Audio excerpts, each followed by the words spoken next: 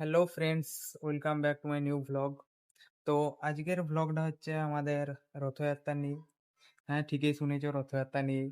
তো আমাদের মনে হবে আরো কিসের রথযাত্রা, অনেকদিন আগে রথযাত্রা পেরিয়ে গেছে। তো সবার কাছ থেকে আগেই ক্ষমা চেয়ে নিচ্ছি, ক্ষমা প্রার্থী আমি। কারণ আমার ফোনে অনেক ভিডিও ক্লিপস, রথযাত্রার অনেক ক্লিপস রয়ে গেছিল। তো আমার মনে হলো সেগুলো ছাড়া দরকার। আর সব থেকে বড় কথা হলো, আমার বাড়িতে রথযাত্রার ইয়েতে ছোট্ট একটা পুজোর আয়োজন করা হয় রথযাত্রায়। তো সেই পুজোর ভিডিওগুলো আমি ছাড়তে পারিনি, আমার ছাড়তে অনেকটা লেট হয়ে গেছিল। তো আজকে সেই ভিডিওগুলো আমি আপলোড করব। তো সবাই একটু দেখবে। আর রথ যখন বেরোয় রায়পুরে, তার রথেই বলো উল্টো রথেই বলো, আমাদের কিছু পুজোর ছোট একটা পুজোর আয়োজন করা হয়। তো আমি সেইগুলো পুজোর, আমার বাড়িতে কি কি পুজোর আয়োজন করা হয়েছে সেটাই আমি তোমাদের কাছে শেয়ার করছি। আর আমাদের রঘুনাথ মন্দিরের কাছে আমাদের রথ দাঁড়ায়, ওখানে আমাদের পুজো দেওয়া হয়। তো চলো শুরু করা যাক। তো আমাদের বাড়িতে জগন্নাথ দেবের প্রসাদের জন্য কিছু সামান্য কিছু আয়োজন করা হয়েছে। আমাদের বাড়িতে বানানো হয়, এগুলো সব দেখতে হচ্ছে, এগুলো মা, দিদি, ঠাকুমা এগুলো সব বানায়। আর উল্টো রথের জন্য সেম বানানো হয়।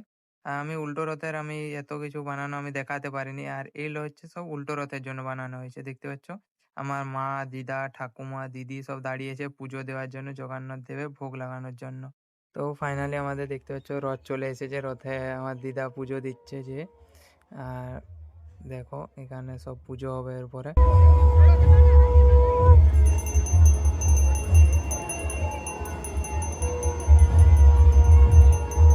তো ফাইনালি গাইজ আমাদের উল্টো রথের পুজো কমপ্লিট।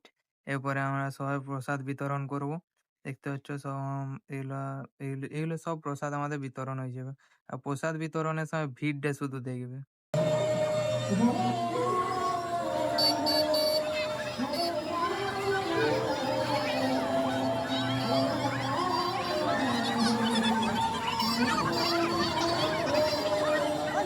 তো প্রভু জগন্নাথ দেবের এই ছোট্ট প্রসাদের আয়োজনটা তোমাদের সবাইকার কেমন লাগলো অবশ্যই কমেন্টে জানাবে।